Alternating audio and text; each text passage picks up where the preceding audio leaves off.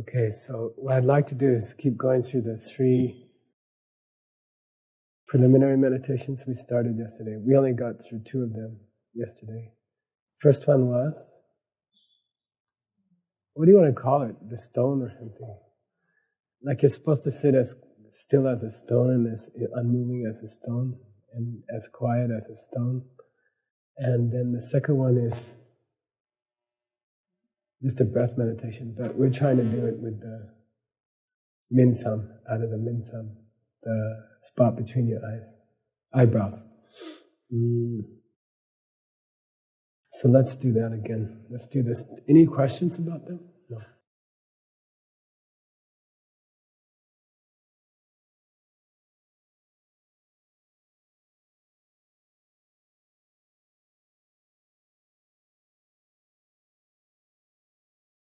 So these are 3 meditations which you can do before you start meditating on your meditation object. So these are preliminary meditations, just like warming up for a race. And they don't have objects of their own that are particularly virtuous or karmically, powerfully charged karmically. They are just like warming up your body before you run a race. But they're very necessary. So start with the first one. We've been doing this thing in DCI. Every time we go to a new city, we tell them we're having a competition with all the other cities in the world about which crowd of people can be the quietest. We started it in Singapore with 1,200 people in the room. Then we did it in Malaysia and Moscow and St. Petersburg. And I don't know who won. I think Singapore won so far. Then we record it, so I can play you the recording. Which group can be most silent and most unmoving. So the first thing to do is to cough, sneeze, clear your throat, any boogies out, sniffle now. Then take the 7 or 8 point meditation posture.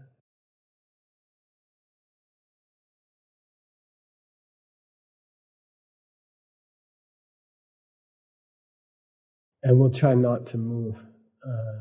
Not to move means, obviously you don't pick up a cup of tea or look around the room. For me it means not, I tend to sway as I meditate. Try to not to sway.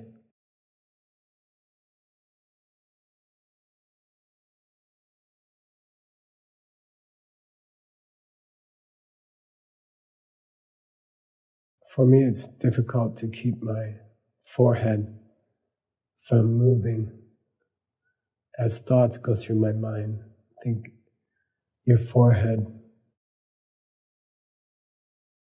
responds to your thoughts and moves, the muscles of the forehead move. The muscles at the corner of the mouth move when you're happy or when you're sad.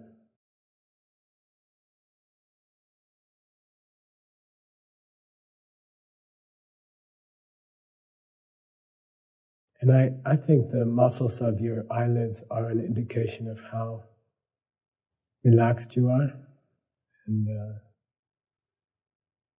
how much have you let go of the body. So watch the eyelids. See if you're holding them up with any kind of tension and let them go.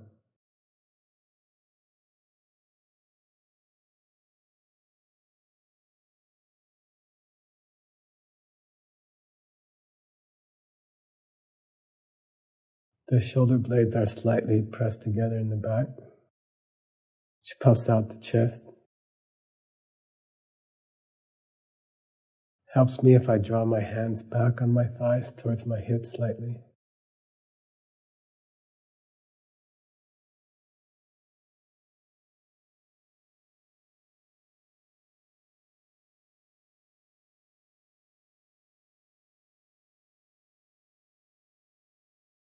Tuck in your tummy a little bit. Try to draw the navel towards the spine just a little bit.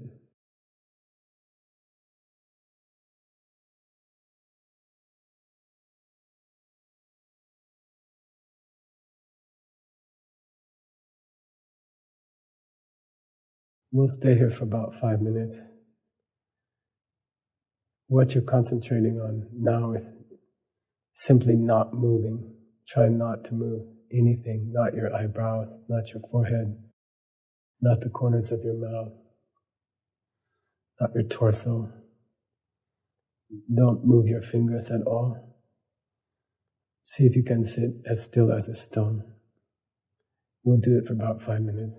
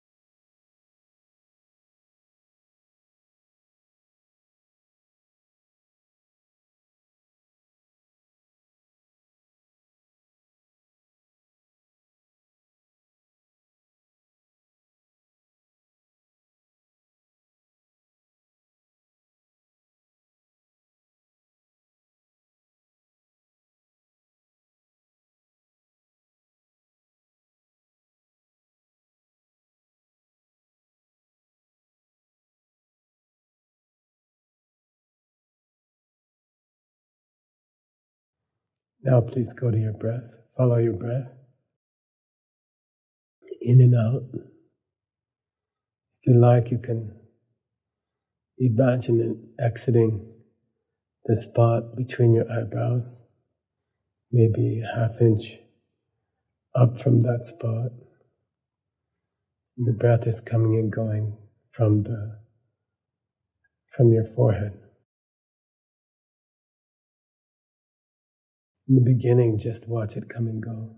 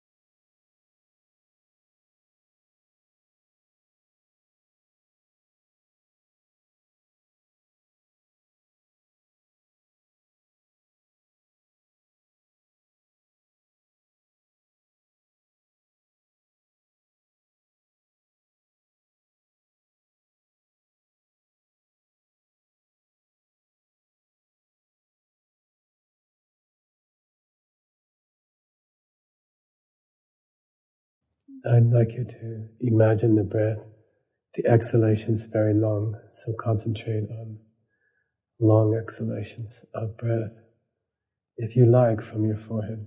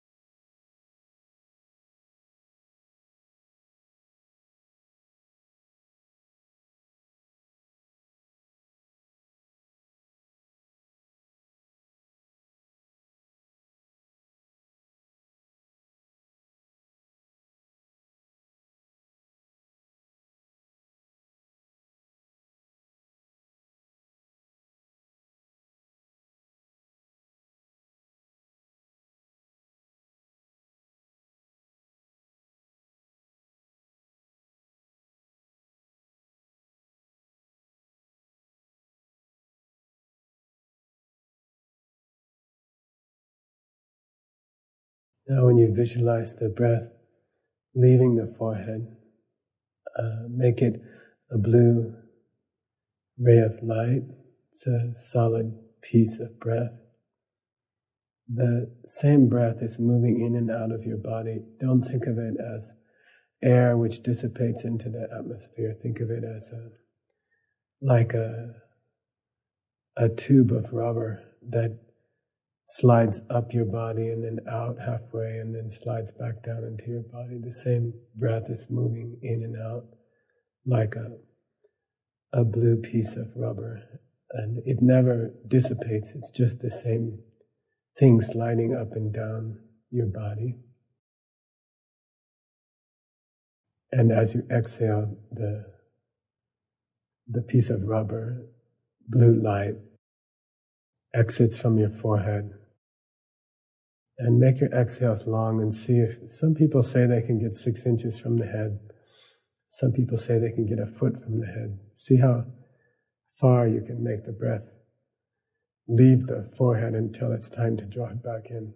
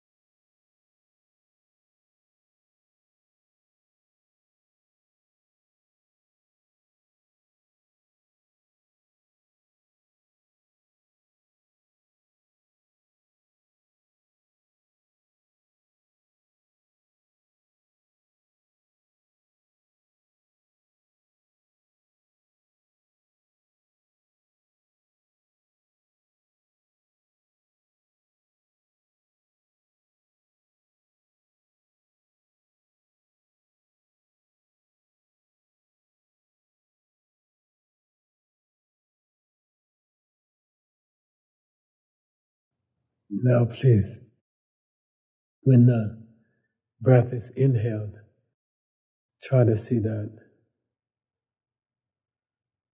rubber bar of breath is sliding down the spine. So feel it not only exiting on the exhale, but see it coming inside the body and sliding down the spine until it touches the chakra, point of energy between your legs. So it's at the peak of the inhale, at the end of the inhale, you feel something touching the chakra between your legs, sliding down the spine and touching that spot. Then when you exhale, the breath is coming out of your body, blue bar of light coming out of your body as far as you can take it. But try to feel the movement, the sliding along the entire spine and then out of the forehead.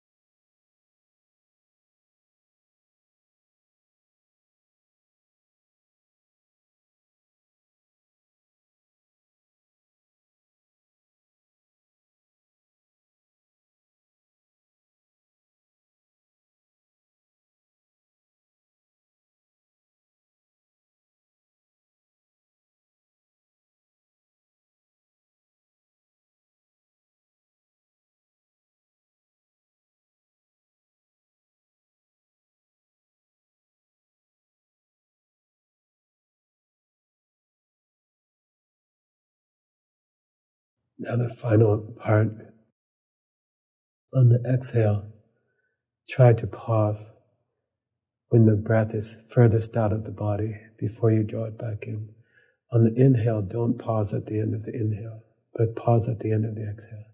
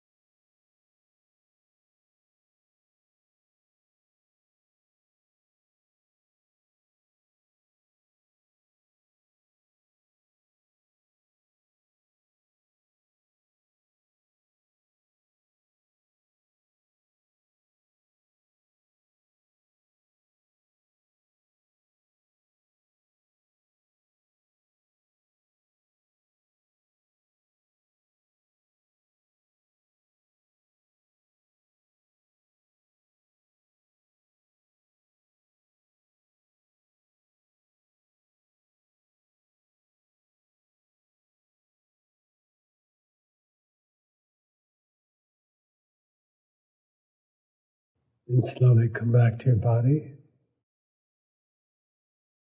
You can open your eyes, stretch.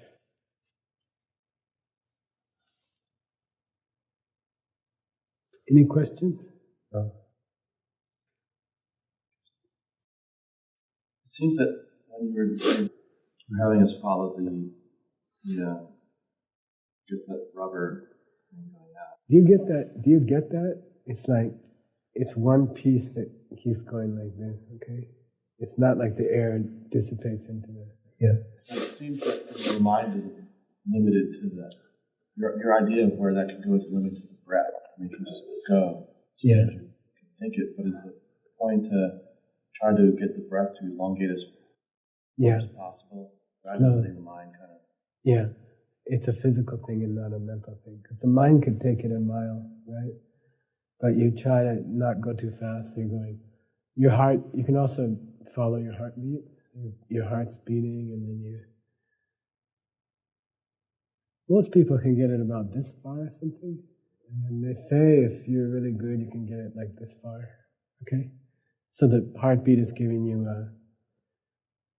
a beat to follow, and the breath, you're exhaling. And you shouldn't try to do it more than is comfortable, right? I mean, I've been at ashrams where they make you hold your breath for,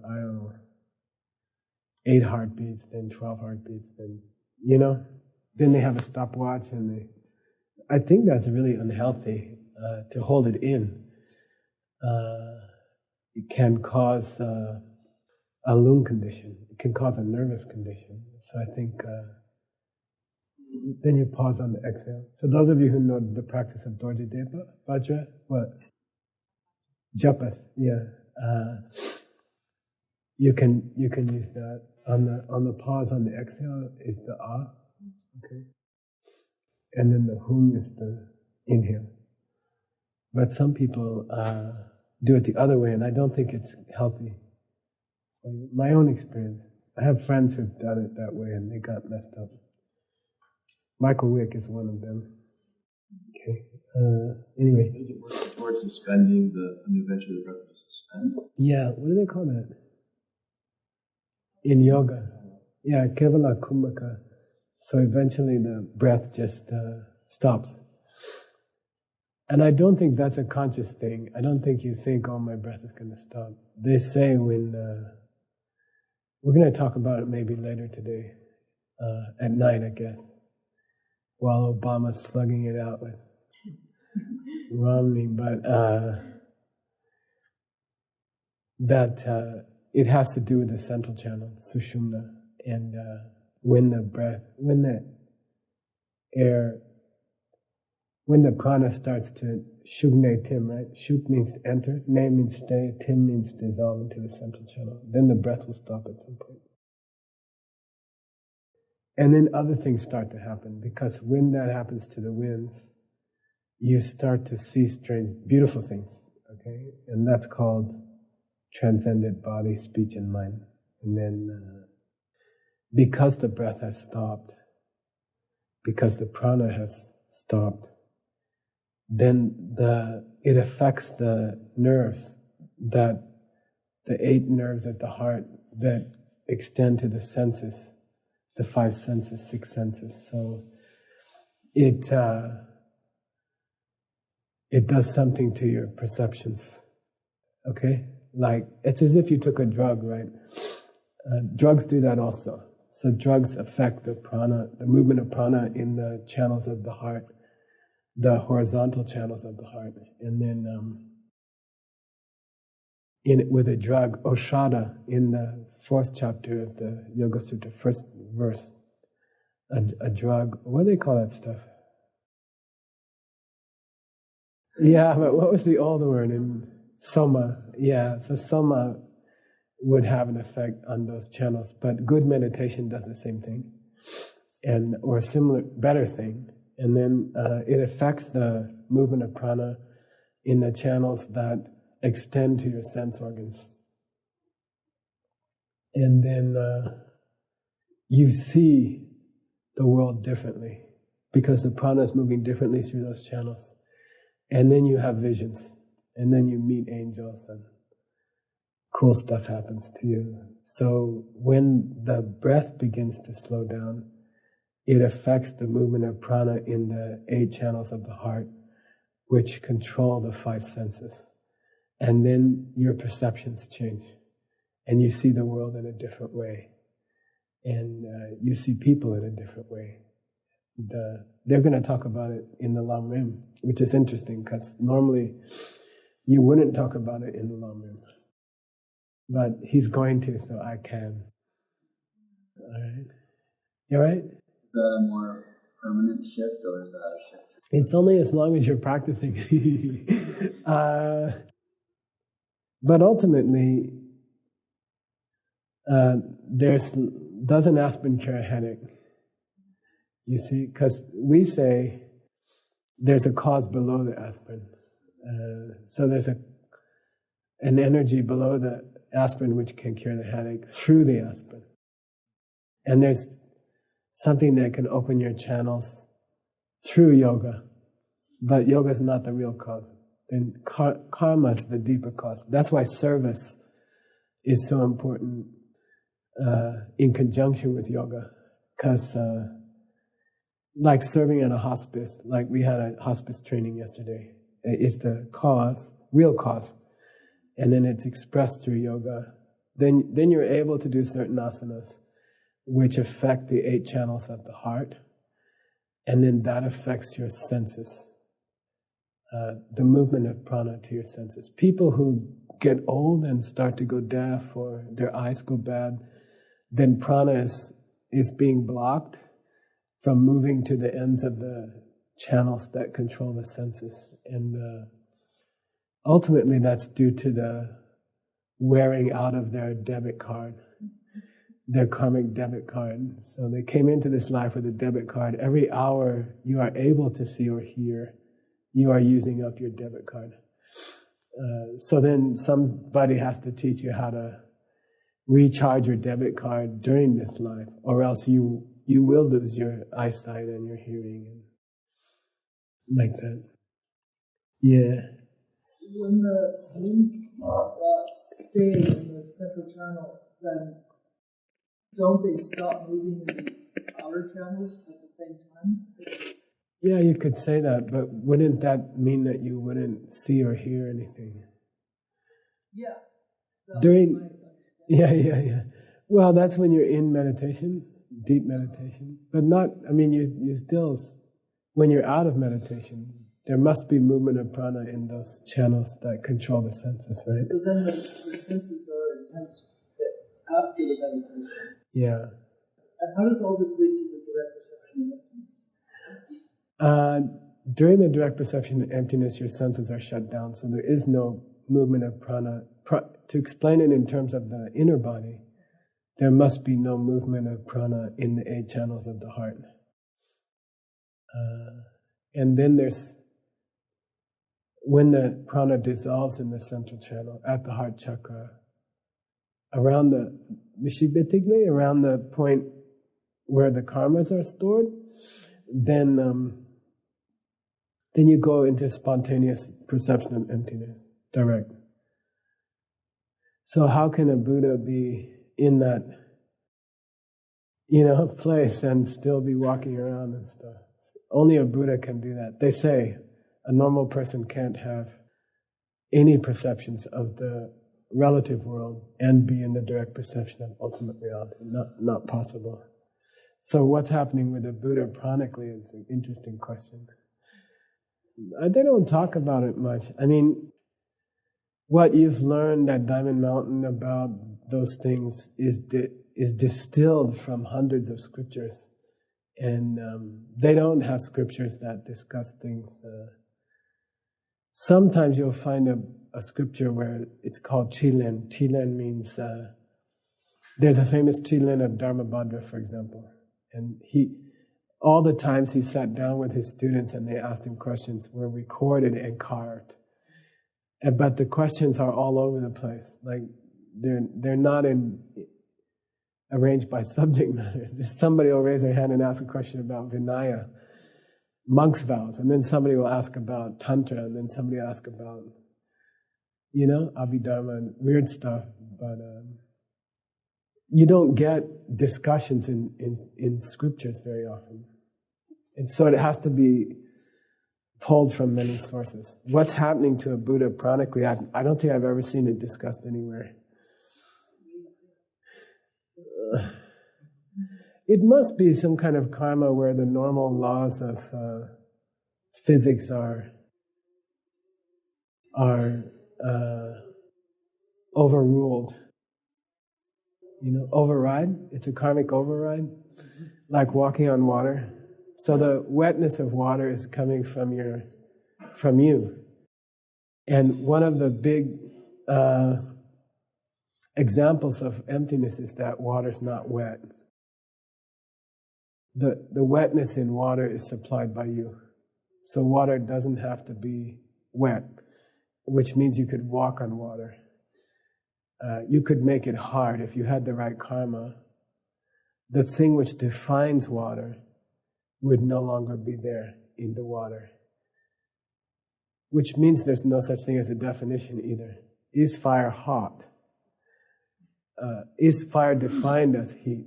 Normally, yes, but you could, if you had the right karma, you could pick up a hot coal and you wouldn't be burned.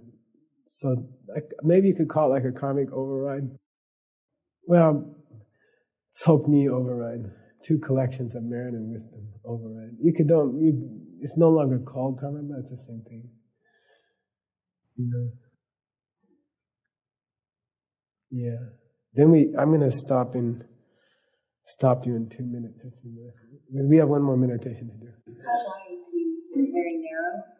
And the benefit of thinking of it as a physical rubber thing coming in and out versus just your awareness.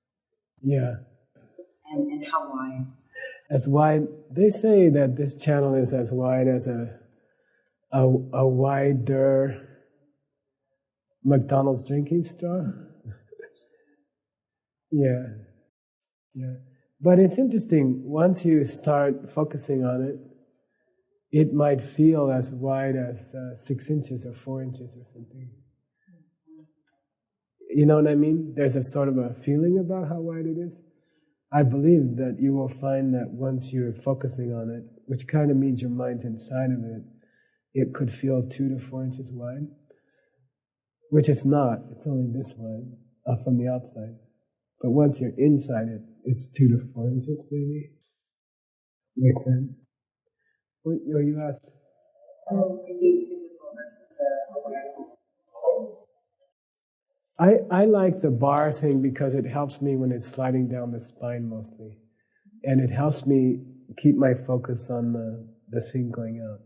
There's a thing there's a similar idea in partner practice, which is called the you. So when you're doing partner practice, then you're supposed to imagine that the central channels are like a U, and you're supposed to see energy coming up and down in a U.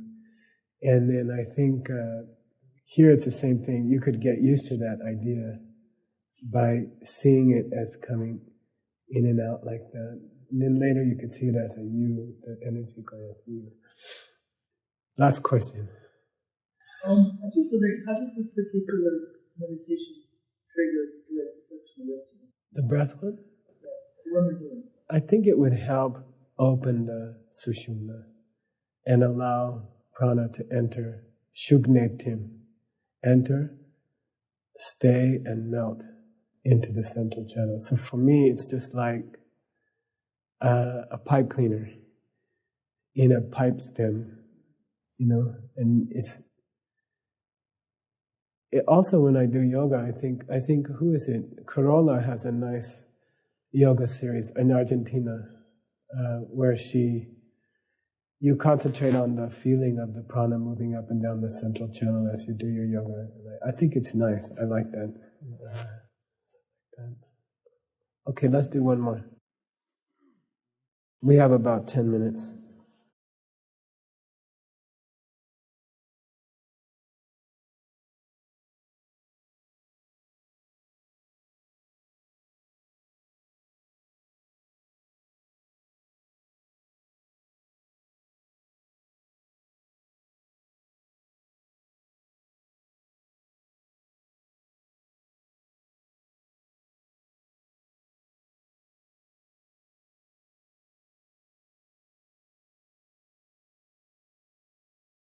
So please come to your breath. Count your. I prefer to count my breaths. You can watch it or you can count it. Coming and going from the forehead, you light. If the breath is moving from the nostrils, to me it's angled down. And if it comes from your forehead, it's coming directly out in front of you.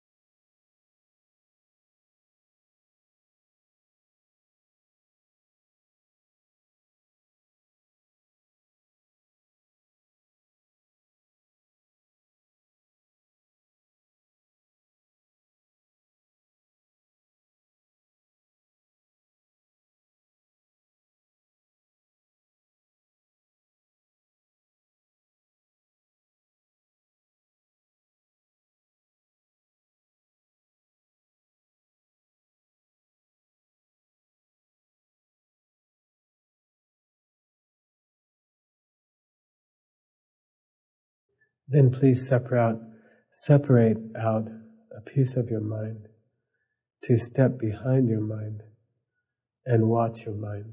So a little piece of your mind. I like to feel it leaving the back of my skull, almost like a little man, little guard standing there outside of the back of my skull and watching my brain think and have thoughts. So I'd like you to not try to control those thoughts, but try to strengthen the mental muscle, which has the ability to watch the thoughts. In yoga, we strengthen arms and legs.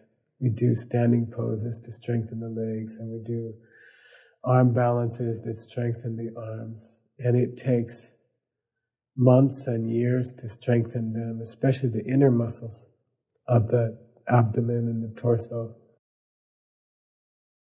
But I think we don't conceive of meditation as strengthening the mental muscle. So there are different muscles in the mind that have to be strengthened, like muscles in the body are strengthened in yoga. So one of the most important muscles of the mind is to be able to observe your own thoughts coming and going, and without controlling them, but just observing. So in the beginning, that muscle is atrophied, it's not strong. It's like a person who's never done yoga before. And especially their inner musculature is weak. And it's the same with us. We have to build up the strength of the mental muscle that watches the mind. So just try to watch thoughts come and go in your mind, and not to be distracted by sounds outside or plans for the rest of the day, things like that.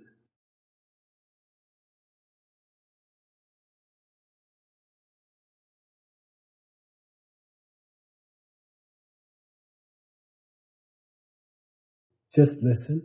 What kind of thoughts are coming and going?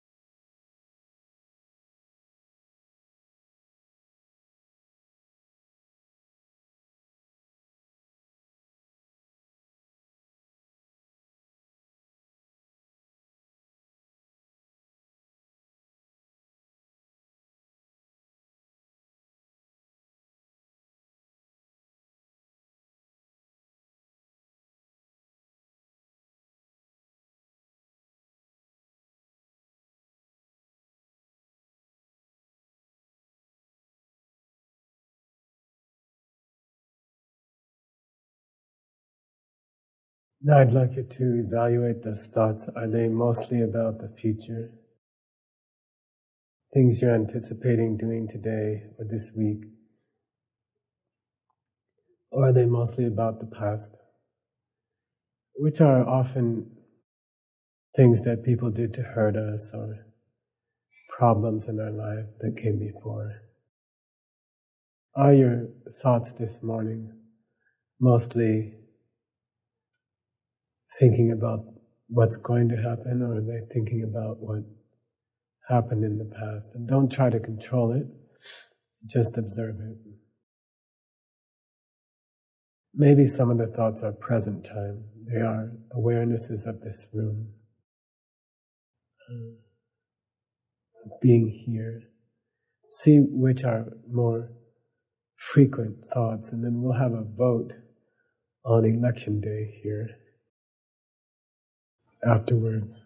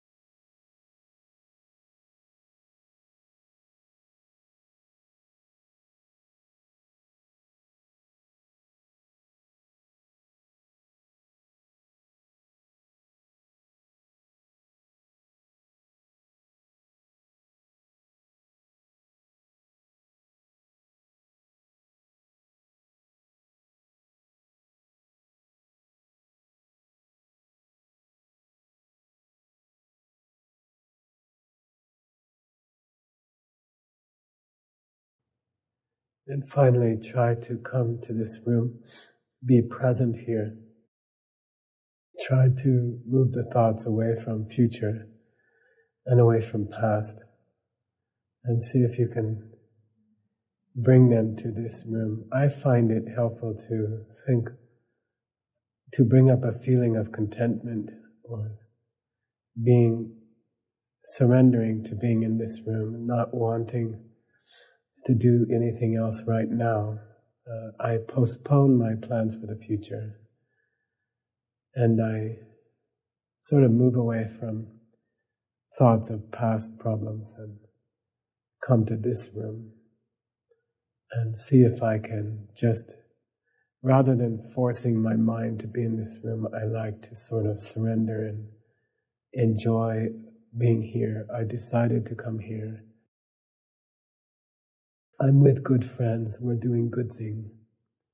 And I just try to be happy with being in this room and in the present moment. So let's try that for a few minutes.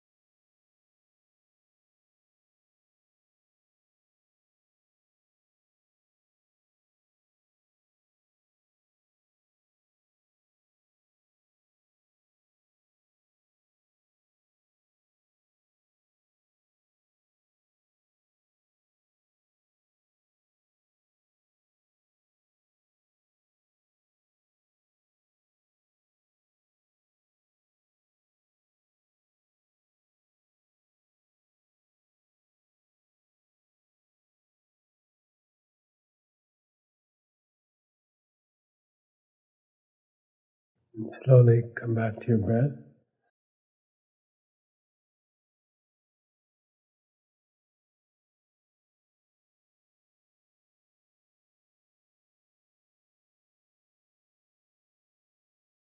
And slowly you can open your eyes.